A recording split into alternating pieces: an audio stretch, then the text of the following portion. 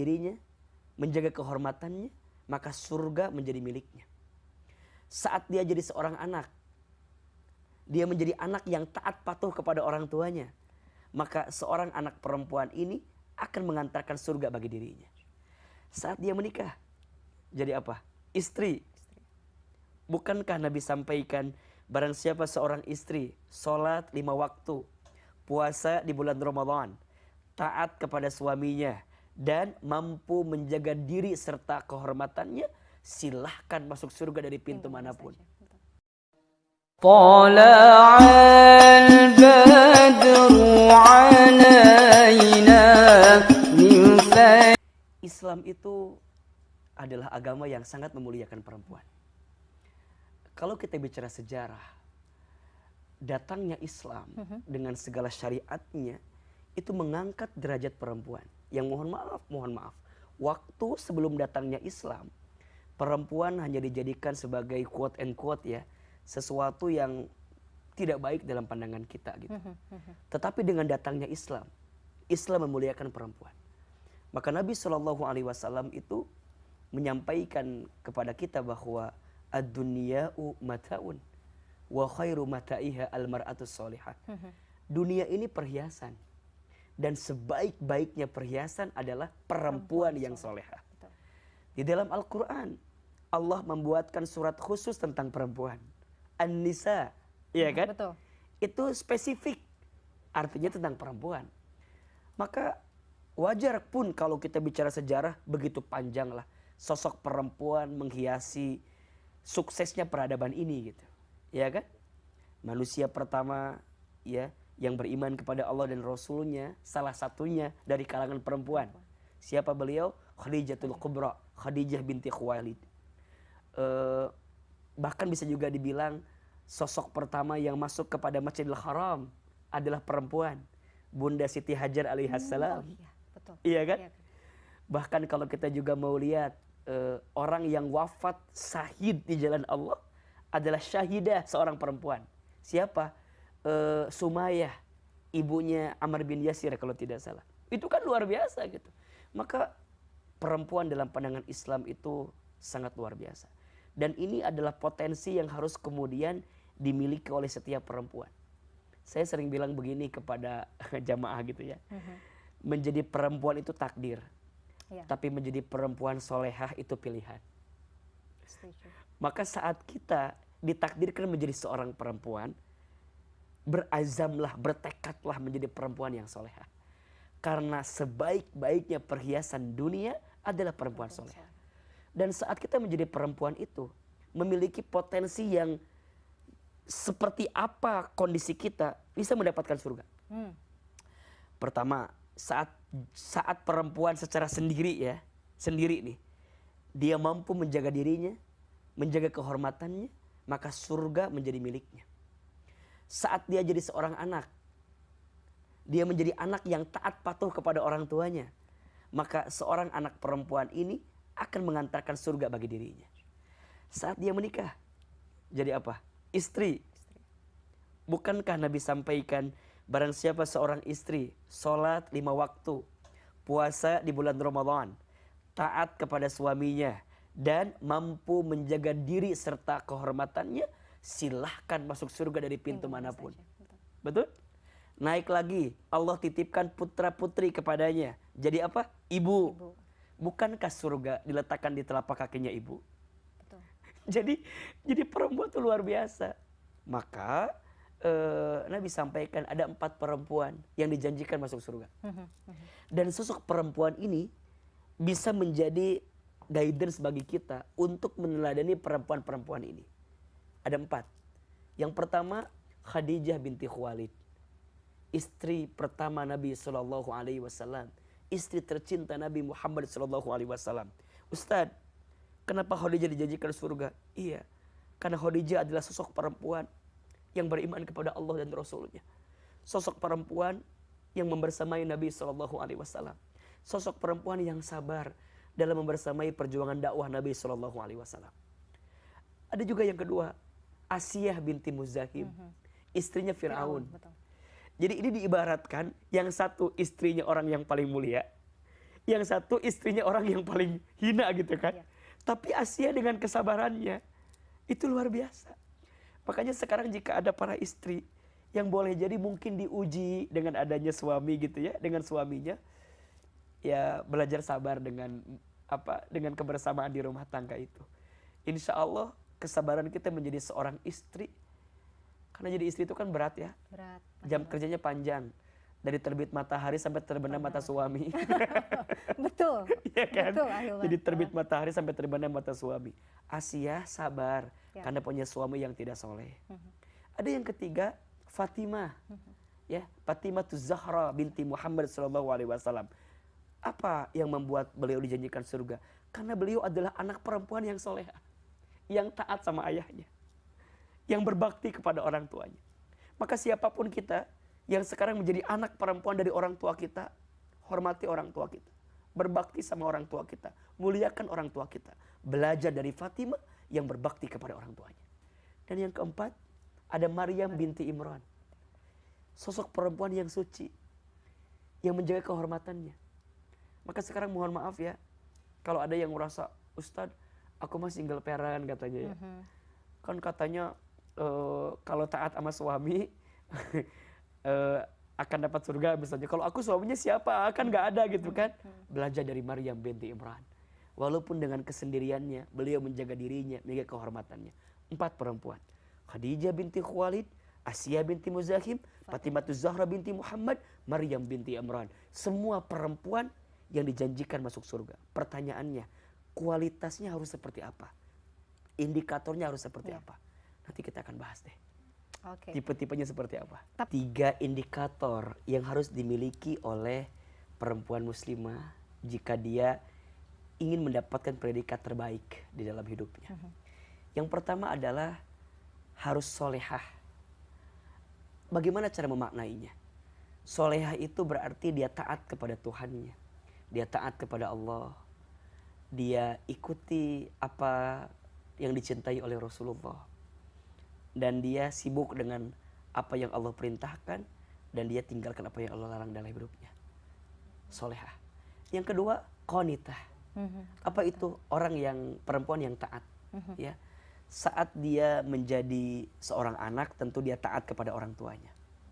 Kemudian nanti dia menjadi seorang istri, maka dia taat kepada suaminya. Nah, saat dia jadi orang tua, maka dia mendidik anak-anaknya. Maka tadi Mbak Mila sampaikan bahwa al-ummu madrasatul ula. Ibu itu sekolah yang pertama. Bahkan juga ada yang menyebutkan tiangnya sebuah peradaban bangsa itu perempuan. Jadi jika baik perempuannya, maka baik semuanya. Dan seorang ibu tuh punya peran yang sangat luar biasa. Walaupun tentu ayah adalah kepala sekolahnya gitu. Jadi ibu sekolahnya, ayah kepala sekolahnya. Dua-duanya berjalan beriringan. Nah yang ketiga yang harus dihadirkan adalah hafizah. Solehah, qanitah, hafizah. Yang terjaga. Dia mampu menjaga dirinya, dia mampu menjaga kehormatannya. Dia tahu batasan-batasan mana yang menjadikan setiap langkahnya itu diiringi dengan kebaikan. Maka wajar kalau mungkin ya ada beberapa batasan-batasan yang harus diperhatikan oleh seorang muslimah, baik ketika dia bicara, ketika dia berpenampilan, ya, ketika dia bertingkah laku. Memang ada batasan-batasannya, dan ini adalah satu hal yang bisa mengantarkan kebaikan. Tidak mungkin Allah itu menentukan satu syariat kepada kita kecuali ada kebaikan. Betul. Dan ini yang harus kita tanamkan di hati kita. Ya, apapun itu perintahnya, larangannya, kenapa Allah perintahkan ini, kenapa Allah larang ini, pasti ada hikmah dan ada kebaikan yang Allah ingin berikan kepada kita. Termasuk kepada seorang perempuan. Misalnya, kenapa perempuan harus menjaga auratnya, ya, menutup auratnya dengan tampilan yang baik, ya. Kenapa? Salah satunya kan agar dia terjaga, agar dia bisa dibedakan kan gitu ya, antara mana yang baik, mana yang tidak baik, dan dia juga bisa melangkah pada kebaikan di dalamnya. Insya Allah itu akan menjadi guidance bagi perempuan. 3, solehah, qanitah, hafizah. Jadi bukan untuk menghukum perempuan, tapi memuliakan sejatinya. Memuliakan. Tempat terbaik bagi seorang perempuan memang ada di rumahnya. Tapi tentu dengan kondisi kehidupan sekarang Ya. ya, kita dituntut untuk bisa lebih adaptif lah ya, dan bisa menyesuaikan keadaannya. Kalau saya ditanya bagaimana tentang perempuan yang harus bekerja, Berkarir, ya, betul. berkarir, kemudian juga mungkin harus beraktivitas di luar rumah, boleh-boleh saja dengan 3 syarat. Nah, ini yang penting. Kita harus simak sama-sama. Ibu-ibu, para perempuan. Dengan 3 syarat. Oke, Yang yang pertama, tidak melalaikan kewajibannya. Ya. Jika dia sebagai seorang istri dan jika dia sebagai seorang ibu, dia harus tahu mana yang menjadi prioritas kewajiban bagi dirinya. Silakan bekerja, maka tentu yang pertama, jika dia belum menikah, izin sama orang tua. Jika dia sudah menikah, izin sama suami. Jika dia sudah punya anak, maka berikan pemahaman kepada anak-anak kita. Jika itu sudah aman dan sudah terkendali, satu, silahkan. Yang kedua, ketika bekerja, hendaklah bekerja dengan baik, bekerja dengan menjaga diri dan kehormatan kita. Hindari sesuatu yang menimbulkan fitnah. Ya, mungkin saat berhubungan dengan lawan jenis gitu ya. Ketika bicaranya juga mungkin bisa lebih ditata dengan kebaikan ya. Insya Allah jika kita bisa komitmen dengan itu, maka silahkan saja untuk bekerja. Tapi akan menjadi masalah kalau kadang-kadang ngotot ya, Ahilman. Gimana? Biasanya mungkin, misalnya suaminya nggak memperbolehkan. Oh, saya tapi harus berkarya, harus berkarir gitu. Itu Ya. yang juga salah tampaknya, Ahilman. Iya, dan suami juga harus bisa pemahami Iya. gitu. Jika kemudian dia bilang jangan bekerja, tapi dalam tanda kutip mungkin dia tidak bisa penuhi kebutuhan betul. istrinya, kan jadi konflik, jadi konflik. Maka ini babnya lain sih ya. Iya, Memang babnya saling ridho, saling terima itu penting di rumah tangga. Tapi pada konteks yang tadi, satu, perempuan boleh bekerja ketika dia mendapatkan ridho ya daripada orang-orang yang beserta dengan dirinya dan tidak melalaikan kewajibannya sebagai ibu, sebagai istri misalnya dalam hidupnya. Yang kedua, dia harus menjaga dirinya agar tidak melakukan sesuatu yang mungkin menyalahi daripada syariatnya. Nah, yang ketiga, ini yang paling penting. Mungkin bisa di-manage waktunya. Bisa diatur pekerjaan mana nih yang bisa kita ambil gitu. Nah, jika ini sudah bisa kita sepakati, rasanya dalam kondisi kehidupan hari ini silakan saja. Insya Allah kan jika ada seorang istri yang memberi kepada keluarga, itu dinilai sebagai sedekah. Iya. Betul. Ya. Maka jangan juga merasa bahwa Ustaz, aku mah kerja bantuin suami aku, bantuin keluarga aku, kayaknya aku mah capek. Jangan, karena Allah titipkan amanah pekerjaan kepada engkau wahai istri, wahai ibu gitu ya. Karena Allah berikan kelebihan itu buat kita gitu. Maka niatin aja sedekah, insya Allah jadi tambah baik untuk kita. Dan sebenarnya betul kata Ustadz ya, kalau saya pahami begitu ya, ada 3 hal yang menjadi syarat itu. Karena nanti kalau misalnya kita lalai, Allah akan meminta pertanggungjawaban kita sebagai perempuan dong. Iya dong. Iya. Ahilman, ya. Iya, jadi kan sebenarnya ada nilai yang tak bisa kita dapatkan dalam setiap hidup kita nih ya. Adalah ketenangan. Ya. Saya kira tidak semua hal harus diukur dengan kemewahan. Ya. Gitu. Gak bisa diukur dengan banyaknya harta dan segala macam gitu. Pada akhirnya akan ada di titik dimana kok aku hampa ya, kok aku ngerasa ini berat banget ya.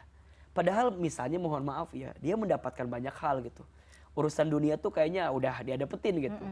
Tapi ada nilai yang dia tidak dapatkan, yaitu ketenangan gitu. Makanya ya silahkan saja kita memilih hidup kita, tetapi pastikan bahwa ada ketenangan di situ. Dan ini konteksnya lebih komunikasi di keluarga sih, ya. Dan kita paham bahwa tidak semua, ya tidak bisa kita kemudian bilang jangan bekerja dan segala macam. Ya kan ada perempuan yang Allah titipkan jiwa kepemimpinan yang luar biasa, jiwa kreativitas yang luar biasa. Ya niatkan untuk ibadah itu. Makanya ada rambu-rambunya, dibatasi. Agar kemudian tidak melenceng dari apa yang tidak baik dalam hidupnya. Dan tentu saja supaya tetap mendapatkan berkah ya. Iya, dan yang paling penting ya ridhonya Allah Ridhonya Subhanahu wa taala. Betul. Ini yang juga menjadi pertanyaan saya, Ahilman. Dalam kacamata Ahilman gitu ya, dalam kacamata Islam juga. Bagaimana kita melihat tantangan perempuan di masa sekarang ya? Kalau kita lihat kan kadang-kadang pressure terhadap laki-laki pun sekarang juga banyak dirasakan oleh perempuan. Misalnya tadi dalam hal karir misalnya atau pendidikan gitu. Tapi apa yang harus jadi pedoman bagi perempuan supaya mungkin kita bisa meraih juga, tapi tetap itu tadi, bagaimana supaya kewajiban-kewajiban kita masih bisa tunaikan. Iya. Saya kira pada konteks kehidupan dunia ini, ya sah-sah saja. Silahkan perempuan untuk kemudian mendapatkan apa yang dia inginkan. Silahkan. Dalam urusan ilmu, silahkan dia belajar. Malah menurut saya, hari ini perempuan harus cerdas. Betul. Jadi istri kudu pintar. Jadi ibu kudu pintar. Anak zaman now tuh Mbak Mila, Masya Allah. Masya Allah, Ustaz. Iya kan? Kalau orang tuanya nggak pintar tuh kadang-kadang kita keteteran kan? Betul. Maka jadi ibu harus belajar, jadi istri harus belajar. Istri saya misalnya, dia S2 gitu ya, sekolah. Kan pengen jadi dosen sebenarnya. Tapi mungkin karena keadaan, pada akhirnya belum jadi dosen. Terus saya bilang, enggak apa-apa, minimal jadi dosen di rumah aja. Ya, karena mendidik anak juga harus butuh ilmu. Jadi belajarnya kamu selama ini bisa digunakan untuk menuntun keluarga. Tetap ada kebaikan. Satu ilmu. Kalau menurut saya jadi perempuan harus cerdas sekarang. Yang kedua, ya tentu kalau kita bicara ilmu juga, ya ilmu agama itu penting banget. Betul. Kita bisa membedakan mana yang baik, mana yang buruk, mana yang benar, mana yang salah. Maka sibukkanlah wahai perempuan dengan kegiatan-kegiatan yang membuatmu dekat dengan Allah Subhanahu wa taala. Ya. Dan itu bisa kita dapatkan dengan cara yang Masya Allah sekarang banyak banget gitu. Dan kita harus juga menyisihkan waktu. Malah kalau saya bilang begini, jangan nunggu waktu luang, tapi luangkan waktu. Karena kalau nunggu waktu luang ya nggak akan pernah ada waktunya. Tapi kalau luangkan waktu untuk belajar, untuk menuntut ilmu, mendekatkan diri pada agama, insya Allah ada kebaikan. Dan harus dipaksakan. Dan harus dipaksakan. Nah, terus yang ketiga, ya tentu ada batasan. Memang di dalam Quran disebutkan ar-rijalu qawwamuna 'alan nisa. Laki-laki itu pemimpinnya, kawamnya bagi perempuan.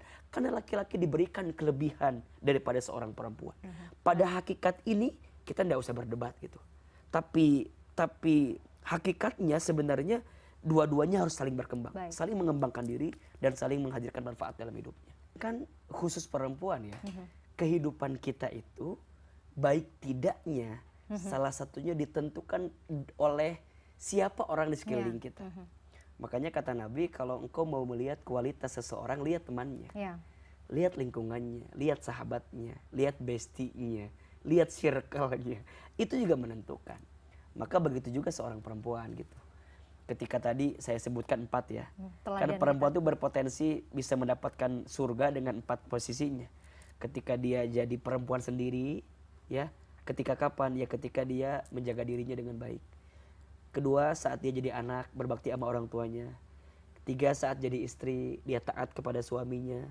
Saat jadi ibu, dia mendidik anaknya dengan baik. Dia berpotensi masuk ke dalam surga dengan kebaikan-kebaikan ini. Tapi tentu ini kan berkaitan gitu. Ketika dia jadi ibu, tentu dia akan melihat anak-anak. Ketika jadi istri, dia ada suami, ya. Ketika jadi anak, dia jadi ada orang tua. Maka ini tuh saling menyempurnakan, saya kira. Nah, belajarlah bagi kita seorang perempuan untuk menemukan circle terbaik, lingkungan terbaik, ya. Apalagi kan mohon maaf, sepengetahuan saya, perempuan itu kan yang paling banyak berperan tuh perasaannya. Sedangkan laki-laki kan logikanya atau berpikirnya gitu. Maka kalau udah perasaan tuh kadang-kadang kan mudah baper ya, mudah mudah tersinggung gitu ya, mudah menyakiti satu sama lain. Ya fitrahnya memang begitu ya. Memang begitu. Makanya kita harus benar-benar tuh untuk memahamkan banyak pengetahuan kepada seorang perempuan. Maka kembali, jika perempuan ingin mendapatkan kualitas terbaik dalam hidupnya, jangan pernah berhenti belajar. Ya, betul. Insya Allah belajarnya kita dengan ilmu itu akan menguatkan diri kita sehingga menemukan kebaikan dari apa yang kita hadirkan. Masya Allah. Ahilman.